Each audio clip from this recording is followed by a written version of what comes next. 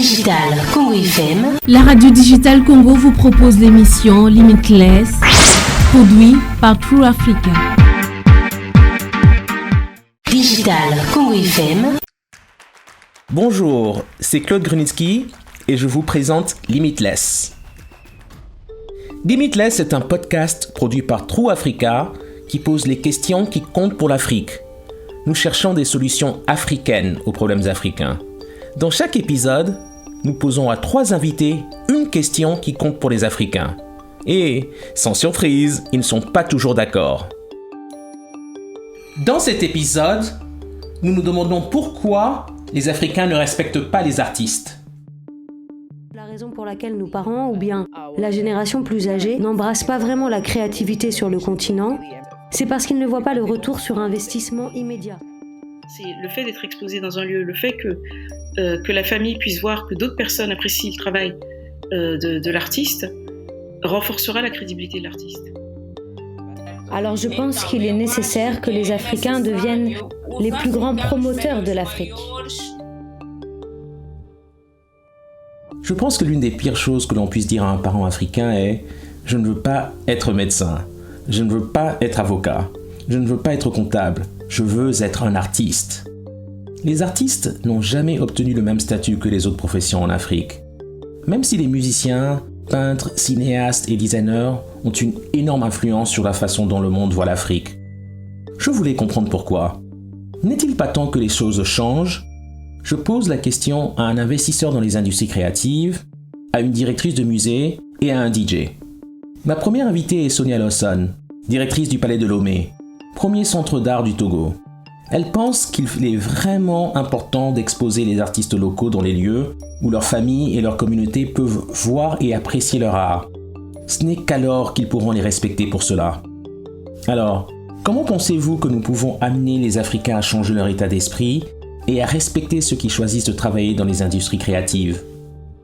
Il s'agit de faire découvrir à ces jeunes générations tous les enjeux liés à l'art, à la culture, à l'environnement. Et on a travaillé, en fait, le programme a été monté en collaboration avec le rectorat pour toucher des écoles, avec le rectorat et des enseignants, pour être le plus pertinent possible par rapport à ce nouveau public, à ce jeune public. Et donc parmi les activités que nous avons faites, c'est que nous faisons toujours donc des visites et des questions-réponses et un dialogue avec eux. Par exemple, pour vous donner un exemple, une de nos expositions porte sur le design avec le designer Kossi Agessi. Et beaucoup d'enfants et d'adolescents disaient, mais on ne savait pas que ça pouvait être un métier de dessiner des chaises, des tables. Ça, c'est vraiment un métier intéressant. Donc, il y a beaucoup de métiers qu'ils ont aussi découverts, au-delà du contenu artistique et culturel. Ils se projettent aussi dans certaines professions dont ils ne soupçonnaient même pas l'existence. Donc, c'est ça aussi qui est intéressant dans le type de dialogue que nous engageons avec eux. Et cette année, nous avons prévu d'aller... Nous avons été un peu ralentis par le contexte sanitaire, mais cette année, nous avons prévu d'aller encore plus loin grâce aux différentes activités prévues autour d'une de nos expositions qui sera inaugurée la semaine prochaine, qui porte sur la ville de Lomé. Et cette exposition sur la ville de Lomé, c'est aussi l'occasion de sortir des murs du palais pour aller dans les quartiers de la ville et de faire connaître le palais dans les quartiers de la ville en activant un théâtre populaire. En activant un théâtre populaire dans les quartiers, on réactive le concert party et donc des petites scènes de rue, des spectacles de rue qui donnent l'idée, l'envie au public d'aller à l'intérieur découvrir le palais. Et donc avec les écoles, nous avons également prévu des chasses au trésor dans la ville de Lomé pour que les enfants connaissent mieux la ville où ils vivent. Mais je pense que un des moyens de contourner ces préjugés est de pouvoir exposer les artistes. Le fait que les artistes soient exposés et qu'on renforce un écosystème qui permette aussi aux artistes de vivre de leur travail, ça permettra de renforcer le respect. Et à mon avis aussi, et on a pu le voir à la réaction et aux confidences de certains artistes qui nous ont dit leur fierté d'être exposés au Palais de Lomé et la réaction de leur famille qui était fière que d'autres se déplacent pour voir les œuvres de la personne de leur famille. Donc je pense que c'est aussi ça. C'est le fait d'être exposé dans un lieu, le fait que la famille puisse voir que d'autres personnes apprécient le travail de l'artiste, renforcera la crédibilité de l'artiste. Donc c'est à nous de créer un écosystème qui leur soit bénéfique. Notre rôle est de créer cet écosystème-là, de les faire connaître, de créer un écosystème qui leur soit bénéfique, puisque nous avons besoin d'artistes, de commissaires d'exposition qui puissent parler du travail des artistes, de collectionneurs, de galeries. Donc c'est tout cet écosystème-là qu'il faut renforcer au Togo. Il y a une nouvelle génération qui s'intéresse aux réseaux sociaux, qui est dans les réseaux sociaux et qui voit aussi ce qui se passe dans le reste du monde, qui voit l'art du reste du monde, l'art de vivre lié à des activités. Là, je pense à des activités, par exemple le skate ou autres, qui sont aussi un lifestyle qui va au-delà de la pratique artistique. Donc les réactions changent aussi de ces générations-là. Donc elles ont un intérêt croissant pour l'art et les différentes formes d'art. Donc ça change peut-être plus lentement qu'on ne l'aurait souhaité, mais c'est un changement qui est réel aussi. Et justement, avoir des activités où on invite les enfants des écoles, les adolescents, les étudiants à découvrir les œuvres d'art exposées, les artistes, ça change aussi le regard porté sur les artistes. La prochaine invitée est Roberta Annan du Ghana. Elle a eu une carrière vraiment fascinante.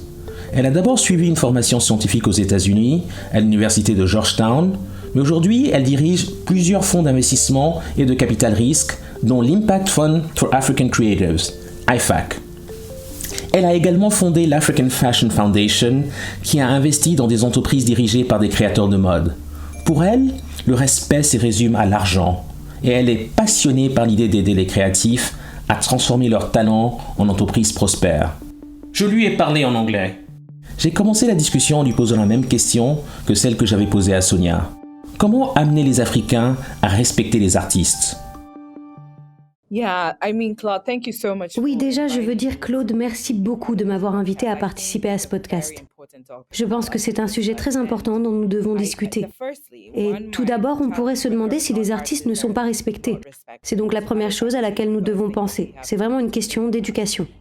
Vous savez, nous devons changer les mentalités et nous devons éduquer, en particulier la génération plus âgée, pour qu'elle commence à accepter la créativité comme une catégorie d'actifs qui peut être investie, qui peut réellement rapporter de l'argent et des revenus.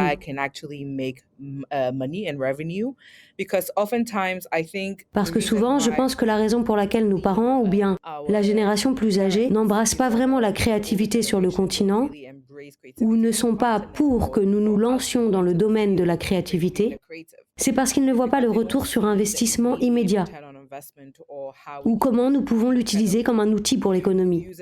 Je dirais que c'est pour nous permettre d'avoir une valeur économique. Nous devons donc aussi changer les mentalités dans ce sens. Et l'une des choses que j'ai faites par le biais de la fondation, qui est la fondation de la mode africaine créée il y a 10 ans et qui se concentre sur l'industrie de la mode, c'est de chercher comment construire une infrastructure initiale autour des idées créatives des gens. Donc si vous regardez dans d'autres catégories d'actifs, je dirais la technologie, l'immobilier, le pétrole et le gaz, ce qui se passe, c'est que les gens voient immédiatement, parce que ce sont tous des éléments tangibles, ils voient le retour sur investissement immédiat. Mais lorsque vous construisez une infrastructure intangible, ce que j'appelle une infrastructure intangible, c'est vraiment, si c'est une chose difficile à faire, c'est une chose difficile de créer de la valeur à partir de quelque chose qui n'est pas tangible, pas vrai ? Donc des choses comme la propriété intellectuelle. Et puis, les gens se demandent comment faire de l'argent avec la propriété intellectuelle seule. Donc c'est la chose que je fais à travers la fondation. Et même à travers ce nouveau fonds qui vient d'être lancé en octobre. Je lui ai demandé si elle pouvait nous parler de son fonds. Oui, le fonds d'impact pour les créatifs africains est essentiellement un véhicule qui cherche à apporter beaucoup de capitaux à l'économie créative du continent. Et nous nous intéressons à toute la gamme de la créativité, n'est-ce pas ? Donc 16 sous-secteurs allant de la musique au cinéma, à la mode, à l'art culinaire, à la littérature, à l'édition, à l'architecture. Donc ce que nous cherchons à faire, c'est que tout d'abord, nous avons 3 étapes d'investissement. La première étape pour nous est l'étape d'incubation. Et ce que nous faisons, c'est que nous avons des programmes qui durent normalement de 9 à 12 mois et qui consistent à mettre des entreprises créatives en incubation dans des pépinières et à financer entre 10 000 et 50 000 euros par créatif pour l'aider à passer du stade de l'idée à celui de la construction de quelque chose, c'est-à-dire un prototype qui peut avoir aussi un élément de propriété intellectuelle. Donc à partir de l'étape d'incubation, Si cela arrive, nous nous penchons sur l'accélération des entreprises et l'accélération est normalement une période plus courte, mais avec plus de financement. Et c'est 50 000 à 250 000 euros par entreprise créative. Ensuite, à partir de ce stade, nous examinons l'investissement en capital risque et la taille du ticket de capital risque est de 250 000 à 2 millions d'euros.